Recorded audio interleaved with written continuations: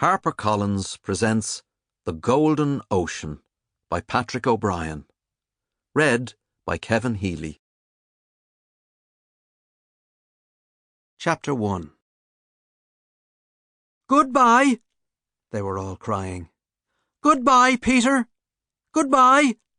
Goodbye." And he meant to call out goodbye again to all of them, but the lump in his throat choked the cry to no more than a squeak.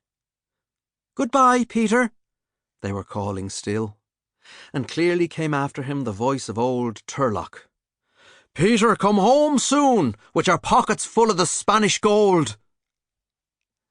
At the bottom of the hill, where the turning came, he looked round and saw the handkerchiefs waving white on the hillside, and he held up his hand to wish them farewell. And he watched the twinkle of their waving, though it swam in his eyes, until the bend of the road and the long stack of turf hid them all from his sight. Then it was the soft green of the crossroads by Joseph Noonan's cabin, and the women waving their blue shawls, and he had to collect himself to smile and call back. "And let you bring us the King of Spain's bright crown," cried Pegeen Bawn behind him. Well, it has begun, he thought. But although he had looked forward to this day so much, the reflection that the adventure was now beginning left him strangely unmoved. The pain of leaving them all was so much greater than he had ever expected, and it almost daunted him. It quenched all the excitement that had kept him from sleeping these many nights past, and it left him quite desolate. He stole a sideways look at Liam, but Liam, in delicacy, feigned to be absorbed in the buckle of his reins, and he said nothing. They rode on in silence, with nothing but the creak of leather and the deadened thrum of their horses' hoofs on the soft and grassy road. After a long while, Peter said to himself again, "Well, so it has begun." And again he wondered that the words should feel so commonplace and flat. Perhaps it was because he was still on such familiar ground, he thought, looking up from his horse's mane.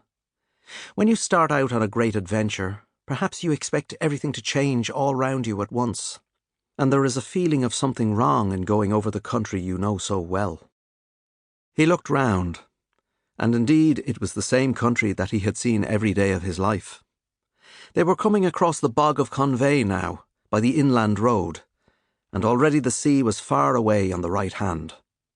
On the left, the blue mountains of Slieve and Cruachan ran up, smooth against the huge pale sky, and he knew that if he turned in his saddle he would see the far ash trees that sheltered the rectory of Ballynasaggart, where they would be sitting down to breakfast now.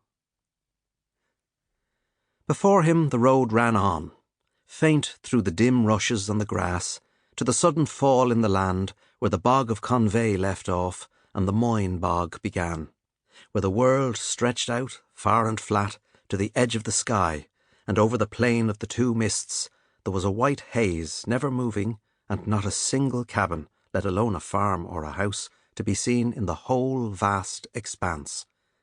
Nothing but the pale flash of the water in the turf cuttings and the shine of the creeping river. It was a huge and a wild landscape, and one that a stranger might have found inhuman and desolate. But it was Peter's own country, and he thought it no more saddening than the long cry of the curlews passing over behind them. And yet, although it was so familiar, today he looked at it so hard that for a while he almost saw it with a stranger's eye. But then the soft sea rain drifted in across them, and the distant country was lost in its fall. It was not a cold rain, nor did it drive.